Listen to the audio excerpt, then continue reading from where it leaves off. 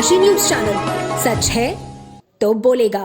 काशी की ऐतिहासिक संस्था नागरी प्रचारणी सभा का दावा है कि भारत के सर्वोच्च कार्यकारी पद के लिए आज इस्तेमाल होने वाला शब्द प्रधानमंत्री सबसे पहले उसी ने गढ़ा था। सभा के वर्तमान प्रधानमंत्री व्योमेश शुक्ला ने बताया कि संगठन 1900 से ही इस शब्द का प्रयोग करता आ रहा है, जबकि भारत का संविधान 26 जनवरी 1950 को लागू हुआ। शुक्ला ने कहा कि संविधान सभा ने यह शब्द नागरी प्रचारणी सभा से ही सीखा। डॉक्टर राजेंद्र प्रसाद, जो संविधान निर्मात्री सभा के अध्यक्ष थे, आजादी से पहले नागरी प्रचारणी सभा के सभासद रहे। राष्ट्र निर्माण में इस संस्था का योगदान बेहद पुराना और गहरा है। व्योमेश शुक्ला के मुताबिक नागरी प्रचारणी सभा ने ही संस्कृत को आधार बनाकर कई प्रचलित हिंदी शब्द गढ़े। वायर को तार और एनवायरनमेंट को पर्यावरण कहना यहीं से शुरू हुआ। 20वीं सदी की शुरुआत में विज्ञान से जुड़े अधिकतर शब्द अंग्रेजी में थे। फिजिक्स, केमिस्ट्री, भूविज्ञान जैसी विधाओं में हिंदी शब्दावली उपलब्ध नहीं थी। ऐसे समय में सभा ने संस्कृत से प्रेरित शब्दों को हिंदी में स्थान देकर भाषा को समृद्ध किया। उन्होंने बताया, 1923 में प्रकाशित हिंदी शब्द सागर ने इन शब्दों को लोकप्रिय बनाया। शुक्ला ने यह भी स्पष्ट किया कि काशी में सबसे पहले हिंदी बोली गई। यह दावा ऐतिहासिक रूप से सिद्ध नहीं है।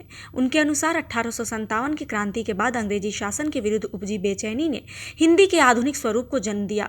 19वीं सदी के मध्य से काशी में साहित्यिक और सामाजिक हलचलें शुरू हुई, जिसने समाज को नई दृष्टिकोण दिया। 1893 में नागरी प्रचारणी सभा की स्थापना के साथ ही इस अभियान को संस्थागत रूप मिला। शुक्ला ने बताया कि हिंदी साहित्य की जड़ें 1000 साल पुरानी है। रासो, अपभ्रंश, डिंगल और पिंगल परंपराएं उसी धारा का हिस्सा है, लेकिन आज जो हम और आप बोलते हैं वह हिंदी 1857 के बाद के काशी के माहौल में आकर लेती है। उन्होंने जोड़ा। बातचीत के दौरान शुक्ला ने यह भी कहा कि भाषा को लेकर अत्यधिक चिंता की जरूरत नहीं है, क्योंकि भाषा स्वयं अपनी रक्षा करती है। उन्होंने आर्टिफिशियल इंटेलिजेंस पर भी विचार साझा किए, यह बताते हुए कि नई तकनीकें भाषा के विकास में सहायक बन सकती है, न कि बाधा। नागरी प्रचारणी सभा का यह दावा एक बार फिर इस संस्था की ऐतिहासिक भूमिका को रेखांकित करता है, जिसने न केवल हिंदी साहित्य को नई दिशा दी, बल्कि आधुनिक भारतीय राजनीतिक शब्दावली को भी समृद्ध किया। बाबूराव विष्णु पराड़कर बहुत बाद की बात है।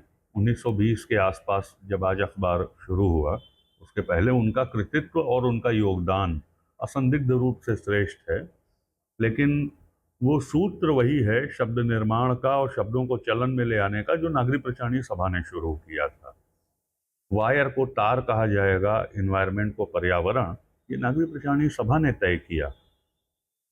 जो वैज्ञानिक शब्द संसार है उसका अधिकांश अंग्रेजी में उपलब्ध है। ज्ञान, फिजिक्स हो, केमिस्ट्री हो, भूविज्ञान हो, ज्योतिष हो, वेदांत हो। आप देखिए कि किसी का मूल तत्व हिंदी में उपलब्ध नहीं था 20वीं सदी की शुरुआत में। या तो आपको संस्कृत जाननी चाहिए या अंग्रेजी। इन दोनों को जाने बगैर आपका काम नहीं चलता था। नागरी प्रचारणी सभा ने उपयुक्त हिंदी शब्दों की खोज की, संस्कृत को आधार बनाकर, और तब वायर को तार कहा गया 1923 में हिंदी वैद्युत शब्दावली के प्रकाशन के बाद। तब एनवायरनमेंट को पर्यावरण कहा गया। पूर्वांचल की खबरों से जुड़े रहने के लिए आज ही सब्सक्राइब करें हमारा YouTube चैनल डनकाशी, और हाँ, लेटेस्ट अपडेट्स के लिए बेल आइकन को प्रेस करना ना भूलें। और आपके पास है कोई जानकारी या है कोई सूचना, तो हमारे दिए गए नंबर पर आप हमसे संपर्क कर सकते हैं।